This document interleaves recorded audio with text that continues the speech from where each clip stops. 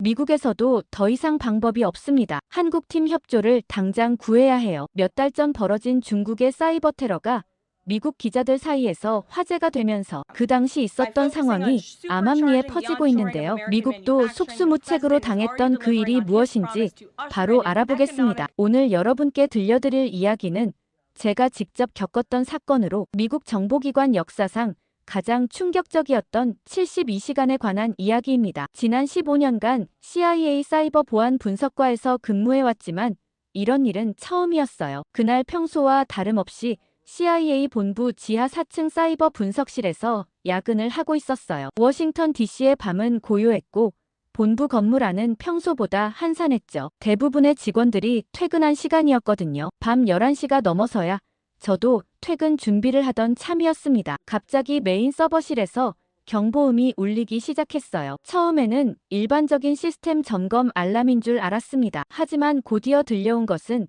제가 15년간 한 번도 들어본 적 없는 최고 등급 보안 경보였어요. 그 순간 등골이 서늘해지는 느낌이었죠. 급히 메인 모니터를 확인해보니 전체 네트워크 상태가 심상치 않았습니다. 평소 초록색으로 안정적이던 시스템 상태창들이 일제히 노란색으로 바뀌더니 이내 빨간색 경고등이 깜빡이기 시작했어요. 화면 곳곳에서 오류 메시지들이 폭포수처럼 쏟아져 내렸습니다. 가장 충격적인 건 시스템 로그였어요. 오후 11시 27분부터 정확히 10초간 전체 시스템이 완전히 멈춘 기록이 남아있었거든요. 10초라는 시간이 짧게 느껴질 수도 있지만 CIA 시스템에서 10초는 영원과 같은 시간입니다. 우리의 모든 보안 프로토콜은 1초 단위로 작동하는데 10초간 완전한 침묵이 있었다는 건 누군가가 우리 시스템을 완전히 장악했다는 의미였어요. 더욱 끔찍한 건 그 10초 동안 극비 작전 자료 3건이 외부로 유출되었다는 사실이었습니다. 유출된 자료들은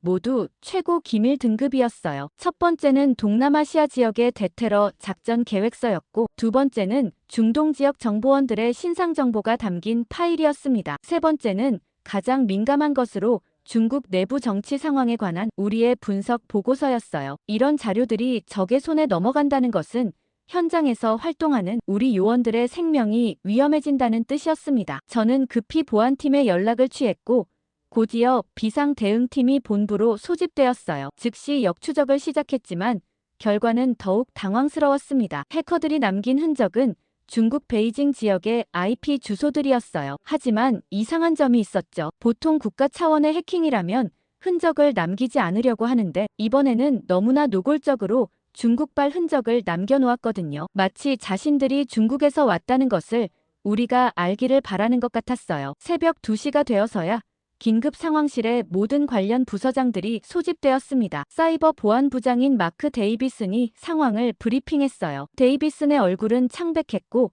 목소리에는 분명한 당황스러움이 섞여 있었습니다. 그는 이번 공격이 단순한 해킹 시도가 아니라 체계적이고 정교한 사이버 테러라고 분석했어요. 클라크 CIA 국장이 회의실에 들어서자 분위기는 더욱 긴장됐습니다. 클라크 국장은 30년 넘게 정보기관에서 일해온 베테랑이었지만 이런 상황은 처음 겪는 것 같았어요. 국장은 브리핑을 들은 후 한동안 말이 없었습니다. 그러다가 조용히 입을 열며 이번 사건이 단순한 해킹이 아니라 디지털 테러라고 규정했죠. 즉시 긴급 대응팀이 본격적인 분석에 착수했습니다. 우리 내부 분석팀은 총 8명의 전문가로 구성되어 있었어요. 모두 하버드, MIT, 스탠포드 출신의 엘리트들이었죠. 이들은 지난 몇 년간 러시아와 북한의 사이버 공격을 성공적으로 막아낸 경험이 있었거든요. 하지만 이번 사건은 달랐습니다. 팀장인 사라 윌리엄스가 첫 번째 분석 결과를 발표했어요. 사라는 MIT에서 컴퓨터 공학 박사 학위를 받고 NSA에서 10년간 근무한 베테랑이었습니다. 사라에 따르면 이번 공격은 기존에 알려진 해킹 패턴과는 완전히 다른 방식이었어요. 해커들이 우리 시스템에 침입한 경로를 추적할 수 없다는 게 가장 큰 문제였죠. 각 단계마다 반드시 흔적이 남게 되어 있지만 이번에는 마치 처음부터 우리 시스템 내부에 있었던 것처럼 아무런 침입 흔적이 없다는 게 그 설명이었습니다. 데이터 포렌식 전문가인 마이클의 분석에 따르면 해커들이 우리 시스템의 구조를 너무나 정확하게 알고 있었다는 거예요. 마치 내부자가 직접 안내해준 것처럼 정확한 경로로 핵심 데이터에 접근했다는 분석이었죠. 게다가 우리가 지금까지 알고 있던 중국의 해킹 기술 수준을 훨씬 뛰어넘는 수준이었어요. 특히 우리 보안 시스템을 무력화시킨 방법은 이론적으로만 가능하다고 여겨졌던 양자 암호화 기술을 실제로 구현한 것 같았습니다. 저는 이때 조심스럽게 한 가지 제안을 해봤어요. 평소와 다른 패턴의 양자 암호화 기술을 구현했다면 이 문제를 해결할 사람은 한 팀밖에 없다고 말이죠. 예전에 서울에 있는 사이버 보안 전문팀에 대해 들은 적이 있었습니다. 업계에서는 최근 몇 년간 국제적으로 주목받고 있고 특히 아시아 지역에서 발생하는 복잡한 사이버 공격들을 해결한 경험이 많다고 알려져 있었어요. 하지만 회의실의 반응은 달랐어요. 베테랑 분석관들은 한국팀의 도움을 요청한다는 아이디어 자체를 받아들이기 어려워했어요. 특히 톰슨 부국장은 강하게 반대했습니다. 톰슨은 CIA에서 25년간 근무하면서 미국이 항상 다른 나라들에게 기술을 가르쳐주는 입장이었다고 강조했어요. 한국 같은 나라가 MIT나 칼텍 출신들로 구성된 우리 팀보다 뛰어날 리 없다는 게 기본 인식이었습니다. 더욱이 우리 NSA도 해결하지 못한 문제를 한국팀이 해결할 수 있다는 건 상상할 수 없는 일이라고 봤죠. 다른 분석관들도 비슷한 반응을 보였어요. 제임스는 한국이 사이버 보안 분야에서 어떤 성과를 거뒀는지 구체적인 사례가 있느냐고 반문했습니다. 한국은 여전히 미국의 기술을 배워가는 단계라고 단언했죠. 절대 독자적인 사이버 보안 기술이 없다며 선을 그었습니다. 저는 그들의 대답이 너무 답답했지만 현실적인 필요성을 강조해봤어요. 우리가 이미 48시간 넘게 분석했지만 뚜렷한 진전이 없다는 점, 그리고 시간이 갈수록 추적이 더 어려워진다는 점을 지적했습니다. 또한 한국팀은 아시아 지역의 사이버 공격 패턴에 대해 우리보다 더 많은 경험을 가지고 있을 가능성이 높다고 설명했어요. 하지만 클라크 국장의 반응은 단호했습니다. 국장은 미국이 다른 나라의 도움을 청하는 선례를 만들 수 없다고 못 박았어요. 특히 사이버 보안 같은 핵심 안보 분야에서는 더욱 그렇다는 입장이었죠. 시간이 지날수록 해결되기는 커녕 사태는 더 악화되고 있었어요. 우리 분석팀이 동원할 수 있는 모든 기술과 인력을 투입했지만 해커들의 침입 경로는 여전히 오리무중이었거든요. 더욱 심각한 건 해커들이 추가 공격을 시도하고 있다는 징후들이 포착되기 시작했다는 거였어요. 사이버 위협 분석팀이 새로운 보고서를 올렸습니다. 데이비드에 따르면 같은 해커 그룹으로 추정되는 세력이 펜타곤의 일부 시스템에도 접근을 시도하고 있다는 정보가 포착되었어요. 아직 성공하지는 못했지만 시간 문제일 수도 있다는 분석이었죠. 이 정도 되면 단순한 정보 탈취를 넘어서 미국의 국가 안보 전체를 위협하는 수준이었습니다. 그때였어요. 국가안보보좌관 사무실에서 CIA에 직접 연락이 왔습니다. 대통령이 이 사건에 대해 직접 보고받고 있고 신속한 해결을 주문했다는 내용이었어요. 하지만 우리로서는 아직 대통령께 보고할 만한 구체적인 진전이 없는 상황이었죠. 이런 압박 속에서 클라크 국장의 태도에도 미묘한 변화가 생기기 시작했습니다. 평소에는 절대 흔들림이 없던 국장이 회의 중에 자주 침묵하는 모습을 보였어요. 특히 분석팀이 또 다른 실패 보고를 할 때마다 국장의 표정은 더욱 어두워졌습니다. 바로 그때 백악관 국가안보보좌관인 카터가 조용히 한마디를 꺼냈어요. 카터는 최근 한국의 사이버 보안 역량에 대한 보고서를 본 적이 있다면서 그 한국팀의 이름이 뭐였는지 물어봤습니다. 저는 즉시 제가 말했던 팀이라고 답했어요. 카터는 잠시 생각하더니 그 팀에 대해 더 자세한 정보를 요청했습니다. 저는 제가 알고 있는 한국 해커팀에 대한 정보를 간략하게 설명했어요. 팀은 박세윤이라는 젊은 해커가 이끄는 팀으로 서울대학교 출신이지만 MIT에서 전액 장학금을 제안받았을 때 이를 거절하고 한국에 남아서 팀을 만든 인물이라고 했습니다. 박세윤은 한국의 기술로 세상을 지키겠다는 신념을 가지고 있다고 알려져 있었어요. 카터는 이 정보를 듣고 상당히 흥미로워했습니다. 특히 박세윤이 MIT의 제안을 거절했다는 부분에서 주목했어요. 일반적으로 아시아의 젊은 인재들은 미국 유학 기회를 놓치지 않는데 의도적으로 한국에 남았다는 건 의외라고 했죠. 그 설명을 듣고도 별 진전이 없었지만 사태가 심각해지자 국장은 마지못해 저를 개별적으로 불러서 한국팀에 대해 더 자세히 알아보라고 지시했어요. 하지만 공식적인 접촉은 아니라는 점을 강조했습니다. 만약 이 일이 외부에 알려지면 저에게 모든 책임을 물을 것이라고 못 박았죠. 저는 즉시 서울로 향하는 비행기표를 예약했습니다. 물론 공식적인 출장이 아니라 개인 휴가라는 명목이었어요. 15년간 CIA에서 일하면서 이렇게 애매한 임무를 받은 건 처음이었습니다. 성공하면 국장의 공, 실패하면 제 책임이 되는 상황이었죠. 서울행 비행기 안에서 저는 박세윤에 대한 자료들을 다시 한번 정리해봤어요. 박세윤은 90년대 초반생으로 아직 30대 초반의 젊은 나이였습니다. 하지만 이미 국제 해킹 대회에서 여러 번 우승한 경력이 있었고, 특히 아시아 지역에서 발생한 복잡한 사이버 공격들을 해결한 실적이 인상적이었어요. 인천공항에 도착했을 때 저는 이상한 긴장감을 느꼈습니다. 미국을 대표해서 다른 나라에 도움을 요청하러 가는 상황이라니 15년 전에는 상상도 할 수 없었던 일이었거든요. 서울에 도착한 첫날은 완전히 예상과 달랐습니다. 인천공항에서 시내로 들어가는 길에 보인 풍경들이 제가 알고 있던 한국과는 사뭇 달랐어요. 특히 지하철역에서 본 무인 시스템들의 정교함은 워싱턴 DC보다도 더 발달되어 보였습니다. 박세윤과의 만남을 주선해준 건 제가 5년 전 사이버 보안 컨퍼런스에서 만났던 김민수라는 인물이었어요. 김민수는 당시 한국의 국가정보원에서 근무하고 있었는데 지금은 민간 보안업체로 자리를 옮긴 상태였습니다. 김민수에게 연락했을 때 안 그래도 요새 중국 해커팀이 기승이긴 한데 미국이 곤경에 처해 있다는 사실에 놀라워했죠. 그러면서 제가 개인적인 차원에서 박세윤을 만나고 싶다고 하자 기꺼이 도와주겠다고 했어요. 강남구 한복판의 한 카페에서 첫 만남이 이루어졌습니다. 박세윤은 생각보다 젊어 보였어요. 30살 정도로 보이는 외모에 캐주얼한 복장이었죠. 하지만 그의 눈빛에서는 범상치 않은 예리함이 느껴졌습니다. 특히 제가 CIA에서 왔다고 자기소개를 했을 때 전혀 놀라지 않는 모습이 인상적이었어요. 박세윤은 제가 왜 여기까지 왔는지 이미 짐작하고 있는 것 같았습니다. 최근 CIA가 당한 사이버 공격에 대한 소식이 이미 암암리의 국제 해커 커뮤니티에 퍼져 있다고 말했어요. 특히 그 공격의 정교함과 기술적 수준이 화제가 되고 있다는 것이었죠. 박세윤은 마치 이미 그 공격을 분석해본 것처럼 구체적인 특징들을 언급했습니다. 제가 미국이 박세윤의 도움을 원한다고 말했을 때 박세윤의 반응은 예상과 달랐어요. 바로 거절하거나 조건을 내세우는 대신 조용히 미국이 아니라 제가 원하는 거라고 정정했습니다. 이 말에서 박세윤이 상황을 정확히 파악하고 있다는 것을 알 수 있었어요. 공식적인 요청이 아니라 개인적인 차원의 접촉이라는 것을 이미 간파하고 있었던 거죠. 박세윤은 도움을 줄 수는 있지만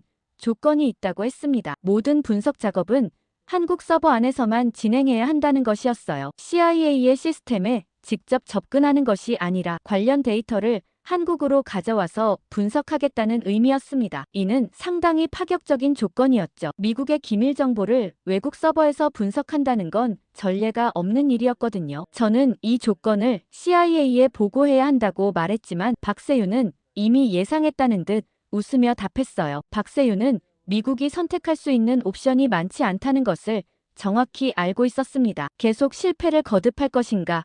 아니면 자존심을 조금 내려놓을 것인가의 문제라고 봤죠. 박세윤과의 대화에서 가장 인상 깊었던 부분은 그의 기술에 대한 철학이었어요. 박세윤은 사이버 보안이 단순히 기술의 문제가 아니라 사고방식의 문제라고 강조했습니다. 서구의 접근법은 체계적이고 논리적이지만 때로는 너무 경직되어 있다는 게 박세윤의 분석이었어요. 반면 아시아의 해커들은 더 유연하고 창의적인 접근을 한다는 것이었죠. 특히 이번 CIA를 공격한 해커들의 방식을 보면 전형적인 아시아식 사고방식이 적용되었다고 분석했어요. 정면 돌파가 아니라 우회적이고 간접적인 접근, 그리고 상대방의 심리를 이용한 교묘한 전술들이 사용되었다는 것이었습니다. 이런 공격을 막기 위해서는 같은 방식으로 사고해야 한다고 박세윤은 주장했어요. 카페에서의 첫 만남을 마치고 나서 저는 상당히 혼란스러웠습니다. 박세윤의 분석력과 통찰력은 확실히 인상적이었지만 동시에 미국의 자존심을 건드리는 조건들이 부담스러웠어요. 하지만 현실적으로 다른 대안이 없다는 것도 분명했죠. 호텔로 돌아가서 클라크 국장에게 상황을 보고했습니다. 예상했던 대로 국장은 한국 서버에서 분석한다는 조건에 대해 강하게 반발했어요. 하지만 저는 현재 상황의 심각성을 다시 한번 강조했습니다. 우리가 4일째 아무런 진전을 보이지 못하고 있고 백악관의 압박도 계속 커지고 있다는 점을 말이죠. 결국 국장은 시간을 좀 더 달라고 했습니다. 24시간 후 클라크 국장으로부터 연락이 왔습니다. 백악관에서 최종 결정이 내려졌다는 내용이었어요. 대통령이 직접 이 사안에 대해 보고받았고 모든 가능한 방법을 동원해서라도 문제를 해결하라는 지시가 떨어졌다고 했습니다. 결국 박세윤의 조건을 받아들이기로 결정한 거였죠. 하지만 국장은 여전히 이 모든 책임이 제게 있다는 점을 못 박았어요. 만약 정보 유출이나 보안 사고가 발생하면 저 혼자서 모든 책임을 져야 한다는 것이었습니다. 또한 이번 협력이 공식적인 정부 차원의 요청이 아니라는 점도 다시 한번 강조했어요. 어디까지나 개인적인 차원의 자문을 구하는 것이라는 명분을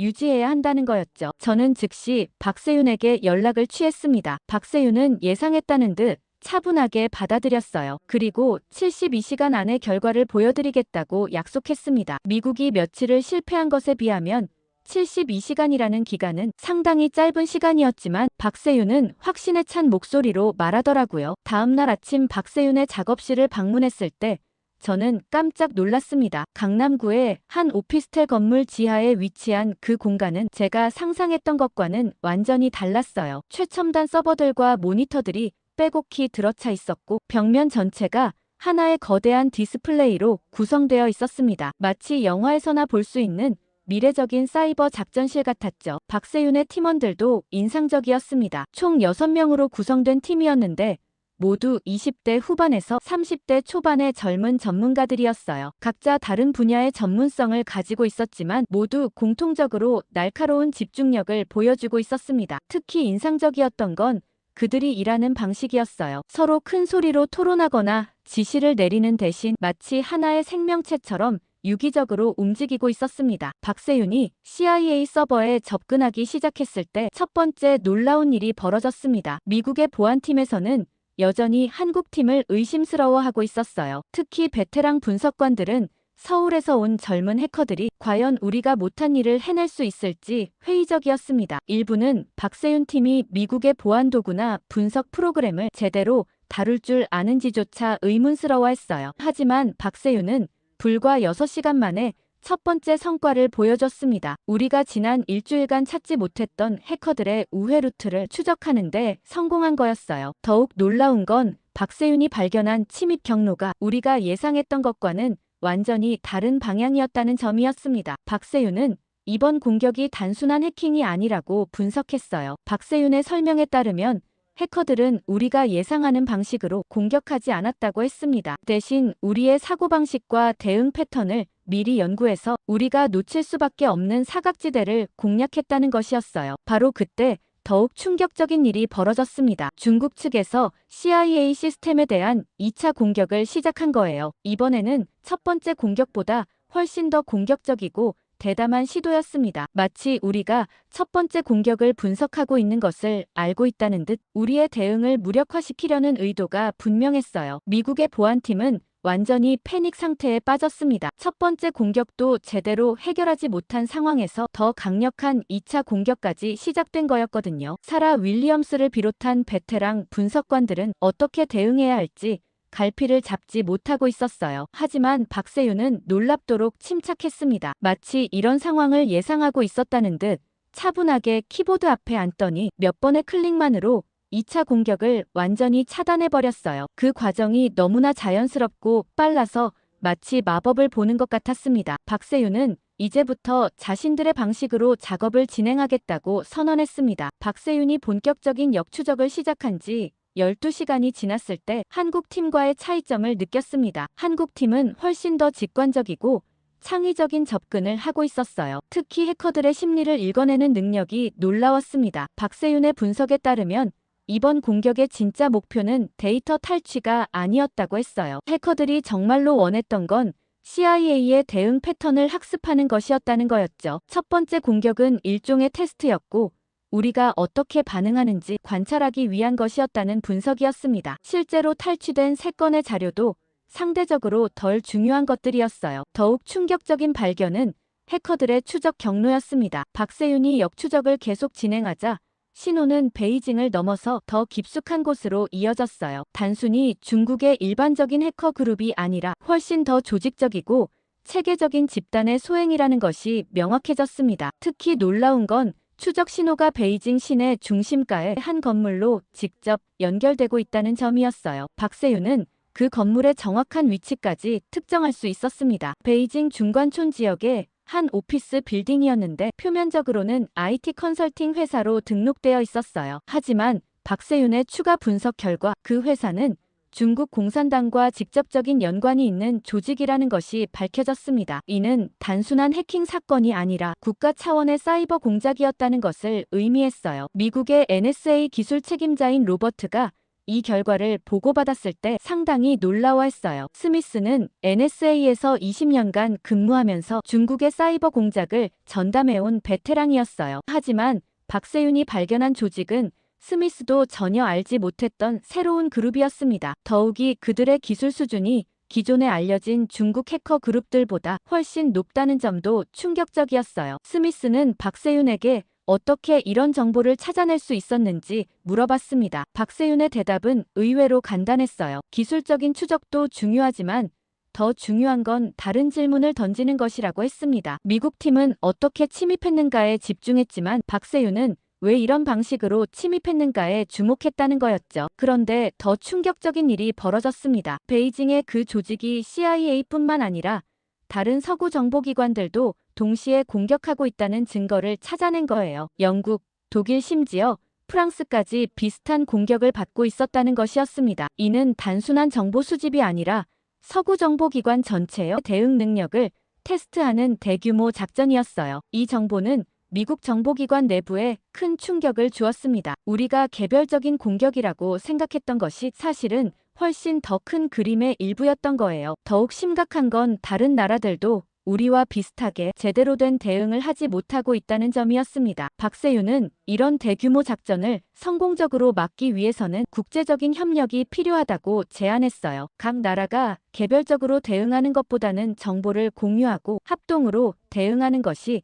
더 효과적이라는 분석이었습니다. 하지만 이는 기존의 정보기관 문화에서는 받아들이기 어려운 제안이었어요. 로버트 스미스를 비롯한 미국 보안 전문가들은 이제 박세윤의 능력을 완전히 인정할 수밖에 없었습니다. 그들이 수년간 찾지 못했던 것을 48시간 만에 찾아낸 것이었거든요. 이 작전이 막바지에 접어들면서 예상치 못한 일들이 연쇄적으로 벌어지기 시작했습니다. 기밀작전이라고 생각했지만 박세윤의 성과가 미국 언론들에게까지 알려지기 시작한 거예요. 처음에는 워싱턴 포스트의 한 기자가 CIA의 사이버 공격이 있었다는 사실을 보도했는데 며칠 후에는 그 공격을 해결하는데 한국팀이 핵심적인 역할을 했다는 내용까지 나오기 시작했어요. 이런 보도들이 나오면서 CIA 내부는 상당히 민감해졌습니다. 공식적으로는 외부의 도움을 받지 않았다는 입장을 유지해야 했지만 실제로는 박세윤 없이는 문제 해결이 불가능했다는 것을 모두가 알고 있었거든요. 특히 클라크 국장은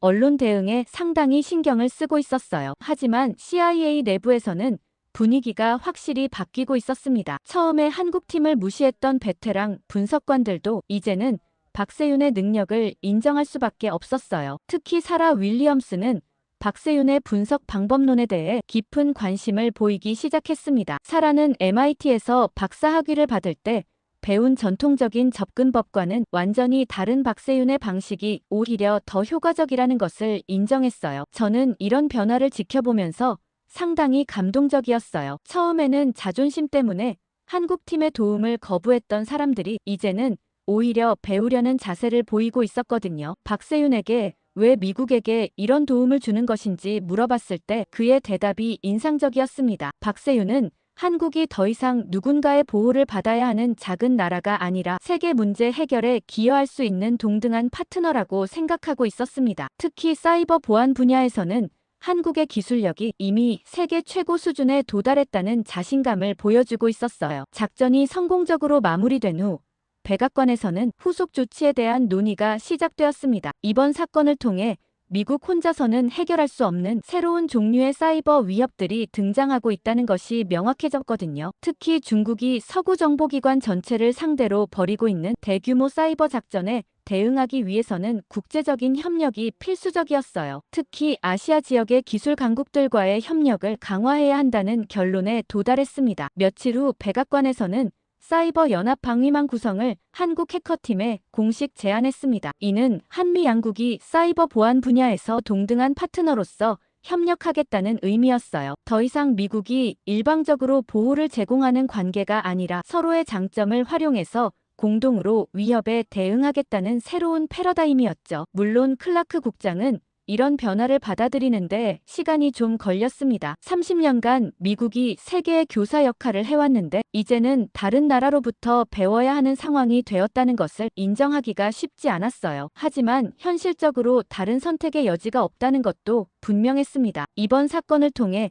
저는 세상이 정말 빠르게 변하고 있다는 것을 실감했습니다. 한국 해커팀과의 협정이 체결된 지 6개월이 지나자 놀라운 변화들이 나타나기 시작했습니다. 가장 먼저 눈에 띈 건 국제 사이버 보안 커뮤니티에서 한국의 위상이 급격히 높아졌다는 점이었어요. 예전에는 미국이나 유럽의 전문가들이 주도하던 국제 컨퍼런스에서 이제는 한국팀의 발표가 가장 주목받는 세션이 되었습니다. 특히 인상적이었던 건 세계 보안 포럼에서 벌어진 일이었어요. 박세윤의 다보스 연설은 전 세계적으로 큰 화제가 되었습니다. 박세윤은 연설에서 대한민국이 단순한 기술 강국을 넘어서 디지털 평화의 중심 역할을 하고 있다고 선언했어요. 특히 사이버 공격이 일상화된 현대 사회에서 한국이 새로운 해결책을 제시하고 있다는 점을 강조했습니다. 하지만 연설이 끝나고 질의응답 시간에 예상치 못한 일이 벌어졌습니다. 중국 사이버 보안 연구소의 장웨이 소장이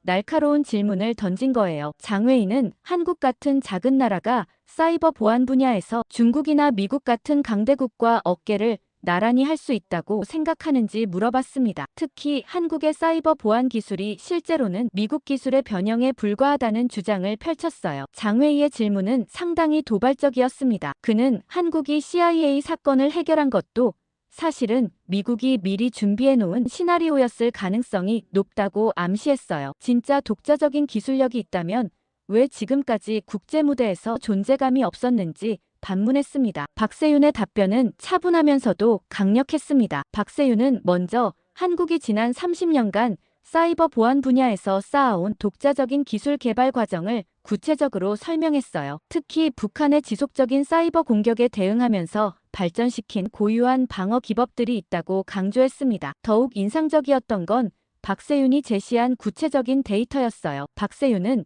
최근 3년간 한국이 독자 개발한 사이버 보안 특허가 중국보다 40% 많다는 사실을 공개했습니다. 또한 박세윤은 만약 한국의 기술이 미국의 변형에 불과하다면 왜 미국이 한국에게 도움을 요청했는지 반문했어요. 그리고 CIA 사건 해결 과정에서 사용된 핵심 기법들이 한국에서만 개발 가능한 독창적인 것들이었다고 설명했습니다. 가장 통쾌했던 순간은 박세윤이 제시한 실시간 시연이었습니다. 박세윤은 현장에서 중국 해커들이 최근 사용하고 있는 공격 패턴을 실시간으로 탐지하고 차단하는 과정을 보여줬어요. 이는 기존의 중국이나 미국 기술로는 불가능한 일이었습니다. 회장의 분위기는 완전히 바뀌었습니다. 장웨이는 더 이상 질문을 하지 않았고 대신 다른 참석자들이 한국의 기술에 대해 깊은 관심을 보이기 시작했어요. 특히 유럽의 사이버 보안 책임자들은 한국과의 협력 가능성에 대해 적극적으로 문의했습니다. 이런 성과는 단순히 개인적인 승리가 아니었어요. 박세윤은 이 자리에서 한국이 더 이상 기술을 수입하는 나라가 아니라 세계에 기술을 수출하는 나라가 되었다고 선언했습니다. 특히 사이버 보안 분야에서는 한국이 이제 글로벌 스탠다드를 제시하는 위치에 서게 되었다고 강조했어요. 이후 박세윤은 국제적인 유명세를 타게 되면서 여러 해외 기업들로부터 스카우트 제의를 받았어요. 실리콘밸리의 대기업들은 물론이고 유럽의 정부기관들까지 박세윤을 영입하려고 했습니다. 하지만 박세윤은 모든 제의를 정중히 거절했어요. 박세윤이 해외 제의를 거절한 이유는 명확했습니다. 그는 여전히 한국에서 한국의 기술로 세상에 기여하고 싶다는 신념을 유지하고 있었어요. 특히 아시아 지역의 다른 나라들도 사이버 보안 역량을 키울 수 있도록 도움을 주고 싶다고 했습니다. 이는 과거 미국이 했던 것처럼 일방적으로 기술을 전파하는 것이 아니라 함께 성장하는 방식이었어요. 클라크 국장도 이제는 완전히 달라진 모습을 보여줬습니다. 그리고 이번 사건을 계기로 저도 아시아 지역 사이버 보안 담당자로 보직이 변경되었어요. 앞으로는 한국을 비롯한 아시아 국가들과의 협력을 전담하게 된 거였죠. 15년간 미국 중심적 사고에 익숙했던 제게는 완전히 새로운 도전이었지만 동시에 흥미진진한 기회이기도 했습니다. 서울에는 이제 전 세계에서 사이버 보안을 공부하려는 젊은이들이 몰려들고 있었습니다. 마치 과거 실리콘밸리가 IT의 메카였던 것처럼 이제 서울이 사이버 보안의 새로운 중심지로 떠오르고 있는 거였어요. 지금 인도 파키스탄 전쟁보다 더 심각한 문제가 있습니다. 바로 실전에 배치된 한국산 제품들 때문인데요. 한국산이 최고라고 생각하시면 좋아요 눌러주세요. 바로 알아보겠습니다. 안녕하세요. 저는 로버트 핸더슨입니다. 워싱턴 DC 아파트에서 맞이한 그날 아침은 평소와 다르지 않았어요. 커피 한 잔을 마시며 늘 그렇듯 뉴스를 틀었죠. 그런데 화면에 비친 영상이 제 평화로운 아침을 완전히 뒤바꿔 놓았습니다. 인도와 파키스탄이 6년 만에 군사적으로 충돌했다는 속보였어요. 가슴이 철렁 내려앉는 느낌이었죠. 화면에는 인도가 파키스탄과의 접경지인 카슈미르 지역을 집중 공격하는 모습이 비치고 있었습니다. 그리고 그곳에서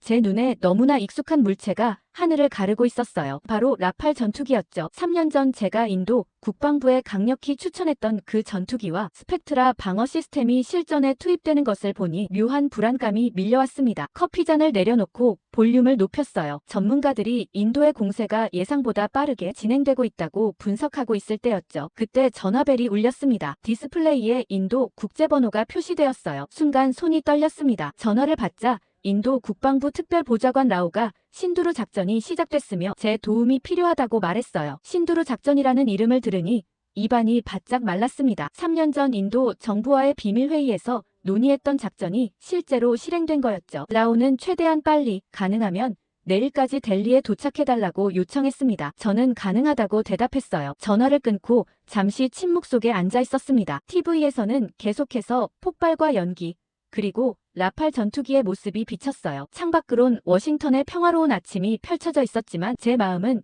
이미 전쟁터로 향하고 있었죠. 일어나 서재로 걸어가 맨 아래 서랍을 열었습니다. 거기엔 오랫동안 열지 않았던 봉투가 있었어요. 떨리는 손으로 봉투를 열자 낡은 군복 사진이 나왔죠. 이라크에서 함께했던 젊은 병사들의 단체 사진이었습니다. 그들 중 17명은 제 잘못된 판단 때문에 돌아오지 못했어요. 당시 저는 미 국방부 특별기술자문관으로 파견되어 신형 대전차 미사일 방어 시스템의 성능을 현장에서 평가하는 임무를 맡고 있었습니다. 본부에서 받은 기술 데이터는 완벽해 보였죠. 새로운 방어 시스템은 이라크군의 모든 대전차 무기를 무력화할 수 있다고 했어요. 20대의 젊은 병사들이 제 평가를 기다리고 있었습니다. 그들의 눈빛에는 신뢰와 기대가 가득했어요. 특히 소대장 마이클 터너 중위는 심각한 표정으로 물었죠. 이 시스템이 정말 그들을 지켜줄 수 있냐고요. 저는 자신감 있게 고개를 끄덕였습니다. 데이터는 거짓말을 하지 않는다고 믿었으니까요. 작전 당일 그들은 팔루자 인근 마을로 진격했어요. 제가 권장한 경로와 방어 시스템을 완전히 신뢰하고 있었죠. 하지만 갑자기 무전기에서 비명 소리가 들려왔습니다. 이라크군이 숨겨놓은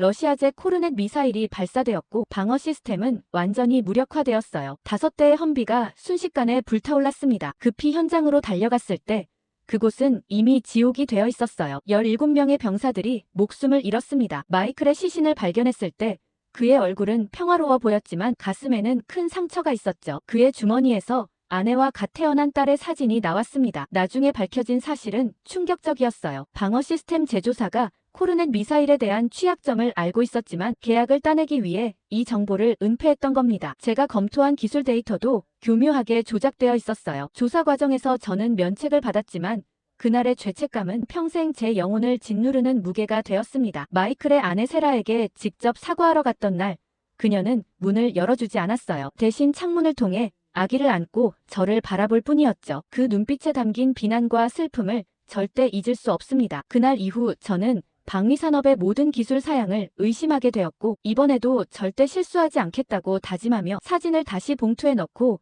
여행 가방을 꺼냈습니다. 옷가지와 필수품을 챙기면서도 머릿속은 온통 수치로 가득했어요. 라팔의 스펙트라 방어 시스템 사양 대응 주파수 회피 능력까지 제가 검토하고 추천했던 모든 기술적 세부 사항들이 머릿속을 스쳐 지나갔습니다. 가방을 닫으며 창밖을 바라봤어요. 아침 햇살이 눈부셨지만 제 마음은 이미 어두운 먹구름으로 가득 차 있었습니다. 이번 임무가 단순한 기술 자문이 아니라는 것을 알고 있었어요. 이것은 제 과거의 실수를 바로잡을 기회이자 또 다른 비극을 막을 수 있는 마지막 기회일지도 모른다는 사실을 말입니다. 뉴델리 공항에 도착하자마자 군용 헬리콥터가 저를 기다리고 있었어요. 비행기에서 내리자마자 인도 공군 관계자들이 달려와 짐을 받아들고 헬리콥터로 안내했죠. 시간이 없다고 했습니다. 헬리콥터는 곧바로 카슈미르 지역으로 향했어요. 헬리콥터 안에서 인도 공군 참모 비샬 쿠마르 대령이 저를 반갑게 맞이했습니다. 비샬은 신두루 작전이 순조롭게 진행 중이라며 자신감 넘치는 목소리로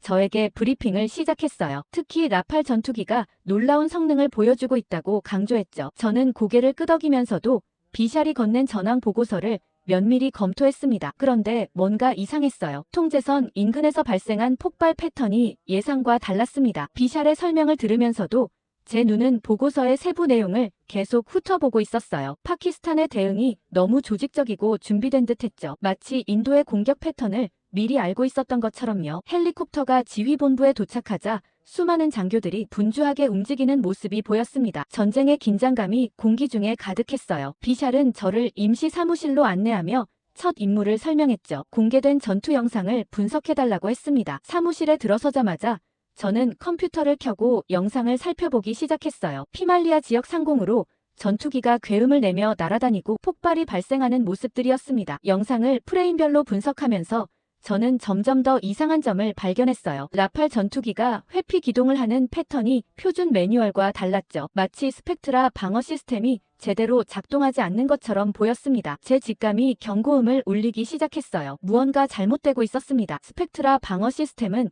적의 레이더와 미사일, 레이저를 감지하고 대응할 수 있어야 했죠. 그런데 영상 속 라팔 전투기들은 마치 눈먼 채로 싸우는 것 같았어요. 저는 비샬에게 라팔 전투기의 실시간 데이터를 요청했습니다. 비샬은 잠시 망설이다 보안 해제가 필요하다며 자리를 떠났어요. 혼자 남게 되자 저는 창밖을 바라봤죠. 멀리서 포성이 들려왔습니다. 실제 전쟁터에 와 있다는 현실감이 저를 짓눌렀어요. 돌아온 비샬은 저에게 기밀 태블릿을 건네며 라팔 전투기의 실시간 데이터에 접근할 수 있는 권한을 줬습니다. 저는 즉시 데이터를 검토하기 시작했어요. 숫자들을 훑어보면서 제 얼굴이 점점 굳어졌죠. 라팔 전투기의 방어 시스템이 예상대로 작동하지 않고 있었습니다. 특정 주파수 대역에서 취약점이 드러나고 있었어요. 이건 심상치 않은 상황이었습니다. 제 마음속에 의심이 자라기 시작했어요. 단순한 기술적 결함이 아니었죠. 더 심각한 문제가 있어 보였습니다. 확신하기 위해 더 많은 증거가 필요했어요. 밤새 태블릿을 끄지 않고 데이터를 분석했습니다. 제가 뭘 놓친 건지 초조했죠. 그렇게 한참을 분석하다 깜빡 잠이 들었나 봅니다. 다음 날 아침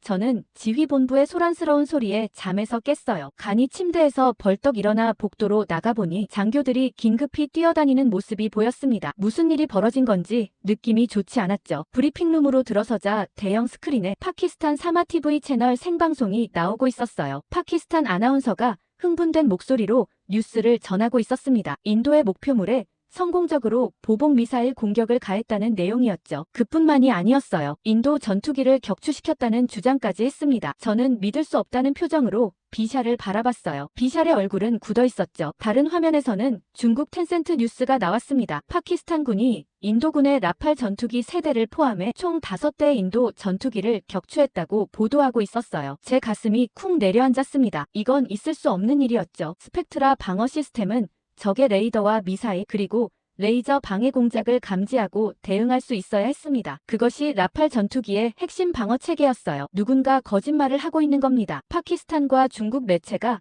과장 보도를 하는 것인지 아니면 정말로 라팔 전투기들이 격추된 것인지 주변의 인도 장교들은 이게 허위 정보일 수 있다고 서로 말하고 있었어요. 적의 심리전일 뿐이라며. 하지만 저는 이미 제 태블릿으로 라팔 전투기의 마지막 데이터 송신을 확인하고 있었습니다. 화면을 보는 제 얼굴이 점점 창백해졌어요. 데이터는 거짓말을 하지 않았죠. 라팔 전투기들의 방어 시스템이 완전히 무력화되었음을 보여주는 명백한 증거가 제 앞에 있었습니다. 통신 로그를 살펴보니 3대의 라팔이 동시에 같은 패턴으로 통신이 두절되었어요. 이건 우연이 아니었죠. 누군가 라팔 전투기의 방어 시스템을 뚫는 방법을 알고 있었습니다. 비샬이 다가와 제 어깨에 손을 얹었어요. 제가 발견한 것이 있냐고 물었습니다. 저는 잠시 망설였죠.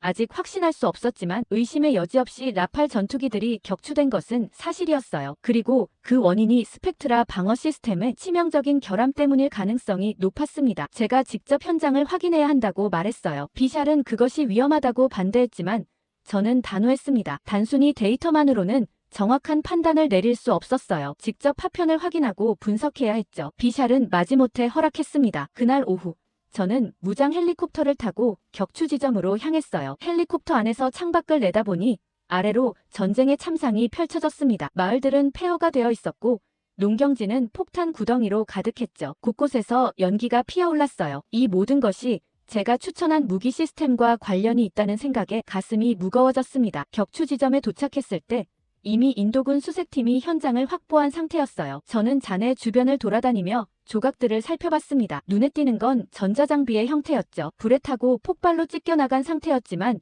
제 눈에는 중요한 단서가 보였어요. 스펙트라 시스템의 핵심 부품이 비정상적으로 손상되어 있었습니다. 이제 의심할 여지가 없었죠. 라팔 전투기의 방어 시스템이 무력화된 것은 사실이었습니다. 그리고 그 원인을 찾아내야만 했어요. 현장에서 수집한 증거를 들고 기지로 돌아오는 내내 제 머릿속은 복잡한 생각으로 가득 찼습니다. 이 사실을 비샬과 인도 지휘부에게 어떻게 전할 것인지, 그리고 앞으로 어떤 조치를 취해야 할지 고민했어요. 격추된 라팔 전투기의 잔해 현장에서 돌아온 저는 곧바로 분석 작업에 몰두했어요. 제가 수집한 전자기기 잔해들을 임시 연구실에 펼쳐놓고 자세히 살펴봤습니다. 현장에서 보았던 것보다 더 많은 단서들이 눈에 들어왔죠. 특히 스펙트라 방어 시스템의 손상 패턴이 굉장히 독특했어요. 일반적인 미사일 공격으로는 나타날 수 없는 파괴 형태였습니다. 밤이 깊어가는 동안 저는 제 개인 장비로 각종 데이터를 수집하고 분석했어요. 그때 우연히 인도네시아 뉴스 매체의 보도가 눈에 띄었습니다. 헤드라인은 충격적이었죠. 파키스탄,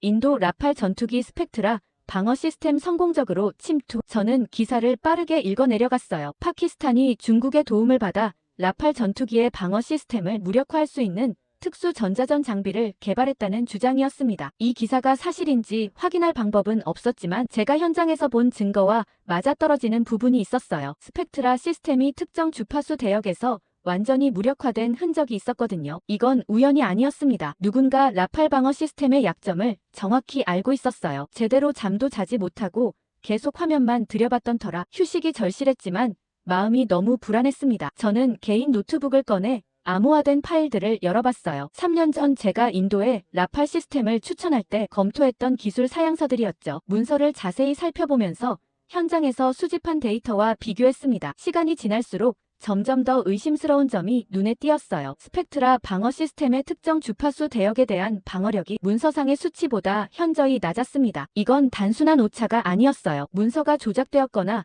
실제 구현된 시스템이 사양서와 다르게 제작되었다는 의미였죠. 머리를 쥐어뜯으며 다시 데이터를 확인했습니다. 제가 놓친 것이 있는지 아니면 제 판단이 틀린 것인지 확신할 수 없었어요. 그러다 과거 동료였던 프랑스 방위산업체의 엔지니어 피에르가 생각났습니다. 그는 라팔 전투기의 스펙트라 시스템 개발에 직접 참여했던 인물이었죠. 만약 그가 잘못된 데이터를 알고 있었다면 왜 말하지 않았을지 의아했습니다. 반면 정말 그가 몰랐다면 누가 이런 중대한 결함을 은폐했을지 답답해졌어요. 피에르에게 이번 사건과 관련한 메시지를 보내고 나서 창밖을 바라봤어요. 먼 하늘에서 폭발음이 들려왔습니다. 전쟁은 계속되고 있었고 아마도 지금 이 순간에도 더 많은 라팔 전투기들이 위험에 노출되어 있을 거예요. 시간이 너무 부족했습니다. 다시 컴퓨터로 돌아와 파키스탄과 중국의 최신 전자전 기술에 관한 자료들을 찾아봤어요. 공개된 정보는 제한적이었지만 중국이 최근 몇 년간 특정 주파수 대역을 교란하는 기술 개발에 집중해왔다는 단서들이 있었습니다. 그리고 그 주파수 대역은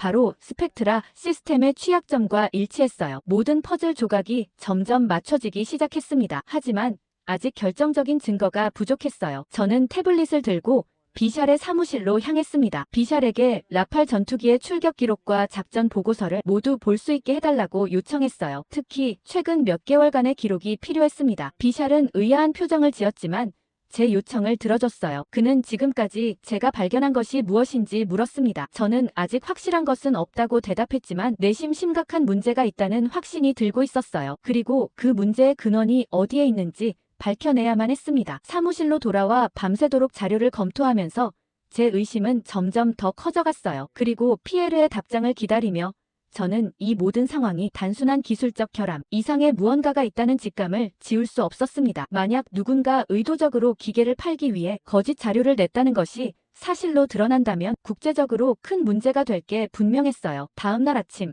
저는 충격적인 정보를 입수했어요. 제 태블릿으로 인도 공군의 내부 데이터베이스를 검색하던 중 우연히 발견한 보고서였습니다. 지난 4월 30일 인도 라팔 전투기 4대가 파키스탄을 향해 출격했을 때 있었던 사건에 관한 내용이었죠. 보고서에 따르면 파키스탄의 전자전 시스템이 라팔의 센서와 통신, 레이더 시스템을 완전히 마비시켰다고 했어요. 그런데 이 정보는 상부에 제대로 보고되지 않았고 작전은 그대로 진행되었다는 겁니다. 심장이 빠르게 뛰기 시작했어요. 이건 단순한 실수가 아니라 의도적인 은폐였습니다. 누군가가 라팔 방어 시스템의 치명적인 결함을 알고 있었으면서도 감춘 것이죠. 보고서를 작성한 조종사의 이름을 확인해보니 현재 파키스탄과의 교전 중 실종된 상태였어요. 우연일까요? 아니면 누군가가 증인을 제거한 걸까요? 제 생각이 거기까지 미치는 순간 암호화된 메시지 알림이 울렸습니다. 프랑스 동료 피에르로부터 온 응답이었어요. 내용은 더 충격적이었습니다. 라팔의 스펙트라 시스템은 특정 중국제 전자전 장비에 취약하다는 사실을 그들도 알고 있었다는 거예요. 하지만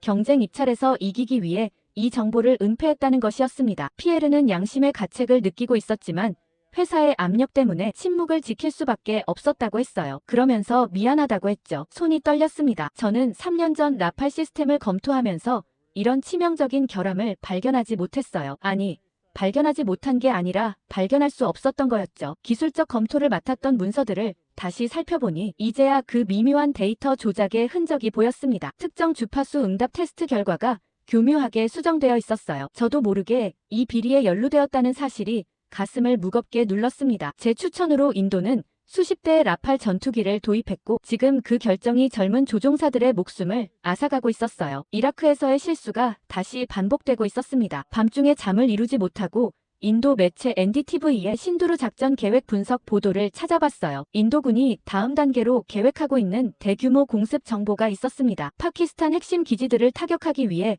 라팔 전투기 20대를 동원할 예정이라는 내용이었죠. 제 등줄기로 식은땀이 흘렀어요. 이건 재앙이 될 것이 분명했습니다. 창밖을 바라보니 새벽이 밝아오고 있었어요. 저는 중대한 결정을 내려야 했습니다. 지금까지 발견한 증거들을 인도 지휘부에 제출하고 작전 중단을 요청할 것인가?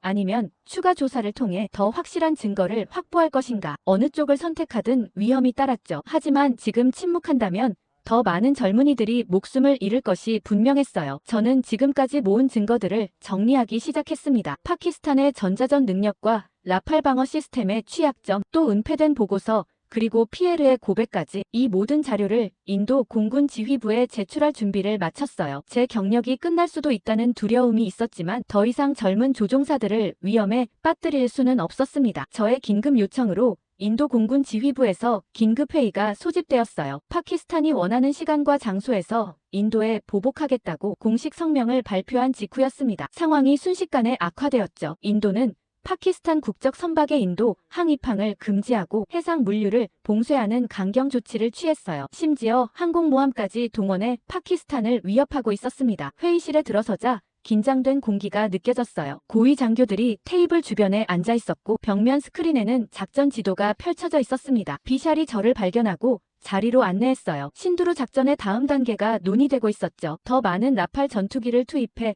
파키스탄의 방공망을 무력화하는 계획이었습니다. 제 가슴이 답답해졌어요. 그들은 아직도 라팔 전투기의 치명적인 취약점을 모른 채 더 많은 전투기를 위험에 빠뜨리려 하고 있었죠. 저는 발언 기회를 요청했습니다. 모든 시선이 저에게 쏠렸어요. 제 목소리가 약간 떨렸지만 단호하게 신두르 작전의 다음 단계를 중단할 것을 강력히 권고했습니다. 제 분석에 따르면 라팔 전투기의 방어 시스템은 파키스탄의 전자전 공격에 심각하게 취약했어요. 계속 라팔을 투입한다면 더 많은 전투기가 격추될 위험이 있다고 설명했습니다. 지금까지 발견한 증거들과 은폐된 보고서 그리고 프랑스 엔지니어의 고백까지 모두 제시했죠. 회의실이 순간 조용해졌어요. 인도 공군 참모총장이 눈을 가늘게 뜨고 저를 쳐다봤습니다. 왜 이제서야 이 정보를 공개하냐고 물었어요. 제가 설명하기 전에 비샬이 나서서 제가 도착한 직후부터 이 문제를 철저히 조사해왔다고 증언해 주었습니다. 조금은 긴장이 풀렸어요. 그러나 다른 장군이 제 주장에 의문을 제기했습니다. 수십억 달러를 들여 도입한 최첨단 전투기 시스템을 사용하지 말자는 게 말이 되냐는 거였죠. 저는 대안을 제시했어요. 이미 갖고 있는 K9 자주포를 더 효과적으로 활용하자고 했습니다. 2019년 인도와 파키스탄 전쟁에서 K9은 이미 그 위력을 입증했다고 강조했어요. 당시 중국산 SH-1이 한 대도 맞추지 못했을 때 K9은 40km 밖에서도 정확하게 명중시켰다는 사실을 상기시켰죠. 인도 지휘부 일부는 여전히 회의적이었어요. 그들의 얼굴에서 불신과 의심이 읽혔습니다. 이미 투자한 라팔 전투기를 사용하지 않는다는 것에 반발하는 기색이 역력했죠. 특히 공군 측은 지상군 장비인 K9 자주포보다 자신들의 전투기를 우선시하고 싶어 했어요. 토론이 격해지는 와중에 정보국 책임자가 새로운 보고서를 제시했습니다. 파키스탄이 중국으로부터 최신 전자전 장비를 대량 도입했다는 정보였어요. 그리고 그 장비는 제가 지적한 라팔 방어 시스템의 취약점을 정확히 공략하도록 설계되었다는 분석이 있었습니다. 이 보고서는 제 주장에 무게를 실어주었어요. 하지만 군 수뇌부의 한 사람이 날카롭게 반박했습니다. 지금 전략을 바꾸는 것은 파키스탄의 약점을 드러내는 것이며 정치적으로도 감당하기 어려운 결정이라는 거였어요. 또한 라팔 전투기 도입 과정에서 누가 책임을 져야 하느냐는 예민한 질문도 나왔습니다. 그들의 시선이 저를 향했어요. 저는 침착하게 대답했습니다. 지금은 책임 소재를 따질 때가 아니라 더 많은 인명피해를 막아야 할 때라고요. 그리고 제가 직접 프랑스 방위산업체와 협상에 책임을 물을 것이라고 약속했어요. 하지만 지금 당장은 작전 전략을 수정하는 것이 최우선이라고 강조했습니다. 회의는 결론 없이 길어졌어요. 참모총장은 모든 정보를 검토한 후 결정하겠다며 회의를 일단 마무리했습니다. 하지만 저는 시간이 없다는 것을 알고 있었어요. 다음 대규모 공습은 24시간 내에 시작될 예정이었죠. 만약 이 작전이 원래대로 진행된다면 수많은 파일럿이 목숨을 잃을 것이 분명했습니다. 회의실을 나오면서 비샬이 저를 따라왔어요. 그는 낮은 목소리로 참모총장이 정치적 압박 때문에 쉽게 결정을 내리지 못하고 있다고 말했습니다. 인도 정부는 이미 라팔 도입을 큰 성공 사례로 홍보했기 때문에 지금 와서 결함을 인정하기 어렵다는 거였어요. 게다가 프랑스와의 외교 관계도 고려해야 했죠. 저는 중대한 결정을 내려야 한다는 것을 깨달았습니다. 만약 지휘부가 제 권고를 받아들이지 않는다면 저는 더 높은 곳으로 가야 했어요. 인도 국방장관과의 직접 면담을 요청해야겠다고 마음먹었습니다. 이건 단순한 군사작전의 문제가 아니라 수많은 생명이 걸린 도덕적 결단의 순간이었어요. 비샬에게